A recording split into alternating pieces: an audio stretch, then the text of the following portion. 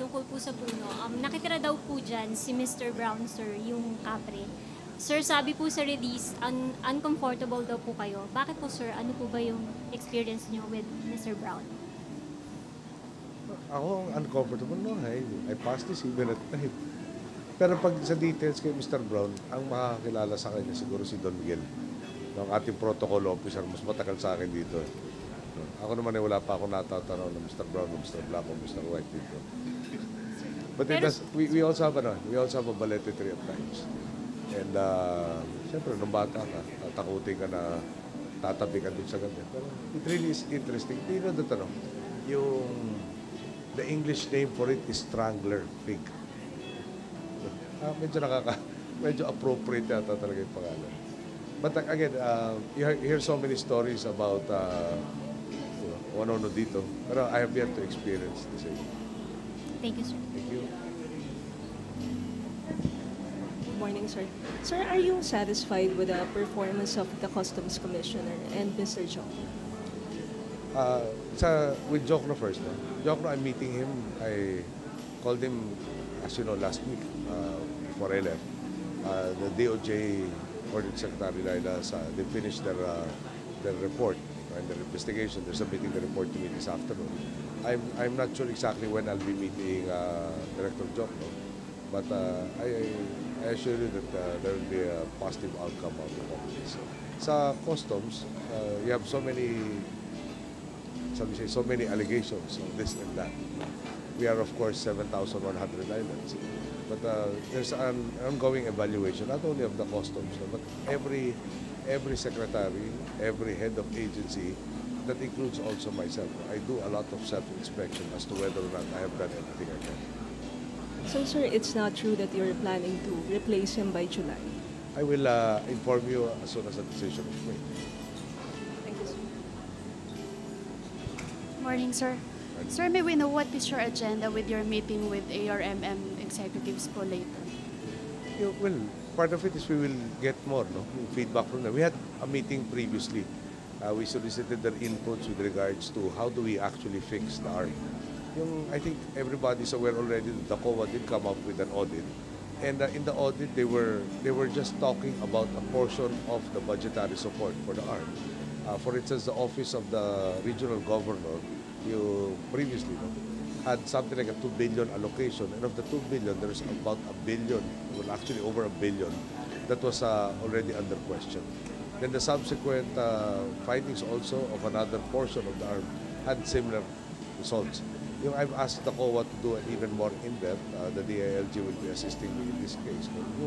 Bottom line, we want to know what has happened there. So I think all of us have agreed, especially Governor Sakurtan of Sulu is very vocal, saying that the services or the basic services due them, be it teachers, be it health professionals, has never reached them. So there are problems there that, if not addressed, will lead to the continued instability. So the primary focus of the meeting is get everybody's opinions, get a consensus going, and work towards achieving the reformation of the army. Will you also discuss them the pending bill on the postponement of the election? Nagkaroon ng discussions previously sa kanila, at yung input sila, I understand, to the large part, have been included already in the proposed measure. Sir, one last point po. What will be the game plan of the government since tomorrow will be the D-Day for the postponement bill? Bakit naman natin i-announce lahat ng plans natin? Yeah, but I guess all offices concerned have been doing what they're supposed to be doing, try to explain bakit ba natin hinahabol yung postponement. Siguro more than anything, let me take this opportunity. Ang hinahabol natin is postponement is just the means towards the end. Ano yung end? Yung end is to have synchronized elections. We think yung institutional change na kakailanganin sa ARM ay tanggalin mo na yung proseso kung saan yung eleksyon na ay parati nahuhuli. Tuloy, nagkakaroon ng potential para sila natawag na command vote. Alam naman po nyo, nadali rin tayo nung tumakbo tayo senador, kasama ng ibang mga membro ng oposisyon noon, na talagang parang kulang pa yung nakuha namin butante sa mga inspektor sa bawat posisyon. Morning, sir. Morning. Sir, the NEDA just reported that first quarter GDP growth was at 4.9%. It's at the low end of the NEDA's forecast of 4.8 to 5.8. Sir, what are our growth prospects coming into the remainder of the year, and is the 7 to 8% full year target still attainable? Yung, you have to take that in the proper context, low end of their projections. Pero pag titingnan natin sa mga kapitbahay natin, hindi naman tayo low end. Pare-pareho tayong nadagok siyempre ng kaguluhan sa Middle East. Hindi pa tapos yung sitwasyon doon. Nandiyan rin yung nangyari sa Japan. Alam naman po yung isa sa pinakamalaking trading partner natin tsaka source ng overseas. Yung ang paniwala namin na mapapump prime natin lalo na sa second quarter. Itong first quarter, huwag natin kalimutan, na maraming pagbabagong ginawa. For instance, DPWH is sa pinakamataas na component ng budget natin. Nakwento ko na sa inyo nung araw yung Coco Choir. So ito yung isa sa mga prosesong binabago, tinuturo sa kanilang mga district engineers amongst others na palitan yung template kung paano ginagawa yung dapat gawin. So habang sineseminar sila, habang dinodraw up yung buong program ng paglipat natin sa Coco Choir, siyempre magkakaroon ng kaprasong delay. Ngayon yung medyo gumaganda na yung presyo ng crudo, buwababa. Maraming pumapasok sa atin doon sa pagtatayo ng mga power plants, no? Kasi magpapababa ng rates na mag-i-induce na mas maraming investor dahil yung value added natin naiipit pag masyado mataas yung presyo ng kuryente. So, sorry talaga, palagi namin gaganda pa itong mga numero to. Sir, follow up lang dun sa question ni Mia, sir. Sir, si Mr. Brown. Ayaw na umalis si Mr. Brown. Sir, you mentioned na merong allegations against customs. Sir, can you elaborate on this, and has this affected your trust in Commissioner Alvarez? Well, ulitin ko sa inyo, no? Not to single him out, pero everybody is accountable to the people. Ako namili sa kanila, siya sa ngayunan o sinangayunan ng ating pong commissioner appointments, pero at the end of the day, responsible ako sa kanilang pong performance. Ngayon, ulitin ko lang, hindi lang naman sila sinusukat ko, pati sarili ko sinusukat ko. At the end of each day, nagawa ko ba lahat ng magagawa ko? Nalampasan ko ba? Ano ba kailangan kong gawin sa susunod na araw para maisulong yung ating agenda ng pagbabago sa bansa natin?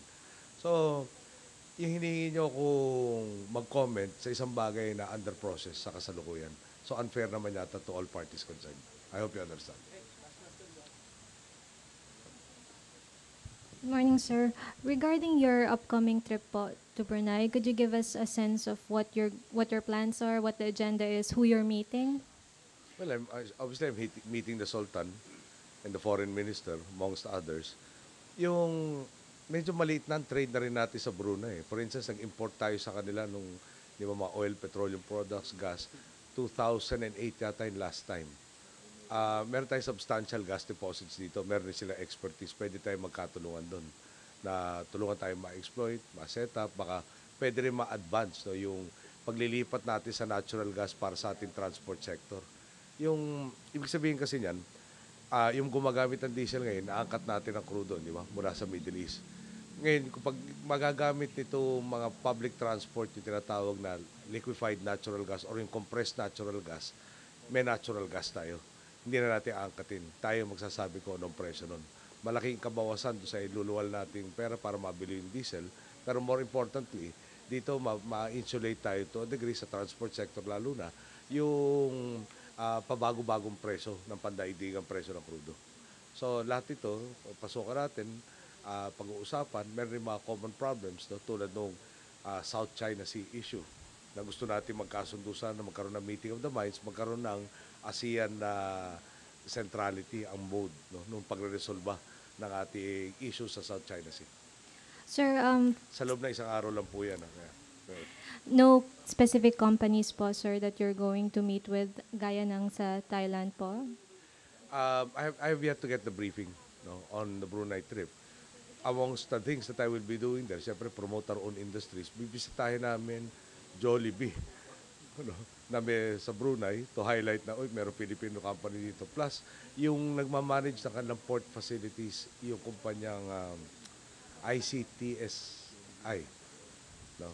So, Filipino company rin, nagmamanage ng port sa Brunei. Gusto rin natin mabisita at i-highlight na ito meron tayong mga Filipino investors na talagang naging world class na rin. Sir, huling hirit po. Kanina narinig ko na you're going to be meeting with Esmael Maguda Datu. Gusto ko lang malaman, sir, if you're going to bring up his allegations regarding the ampatuans po in jail? I'll ask him, no? Yung si Secretary Jess Robredo, I contacted him the day na lumabas to. At, the day at that I arrived, no? At ang sagot niya sa akin, nakausap raw niya si Governor Toto, at ang sabi rin ni Governor Toto, itong mga video pictures were scenes of last year. No? So, ang ini-issue natin dito, is it still happening? Did it ever happen? At nagko-conduct na investigation ngayon ang DILG, iniimbestigahan yung BJMP. Pero fair is fair lang naman, no? Parang ang dating sa akin, hindi ba parang lumabas newly discovered. Pero inuulit nga na parang last year para yun. Tataka tayo, hindi na siguro new. At kung hindi new, paano napasok sa news? Sir, may nagtanong po, ngayon lang, sorry sir ha, kasi sabi mo rin magkaka-reshuffle tayo ngayon. So does that mean po that the entire cabinet should fear for their fate? Is this gonna be a whole revamp po or ilang tao lang po? Ulitin ko lang, no? Yung economy natin last year grew by 7.6%. Dapat ba i-reshuffle natin yung economic team? Record yun. Yung agriculture, umangat ng 14% yung dry season rice harvest. Dapat ba natin sisantin si Prosi Alcala?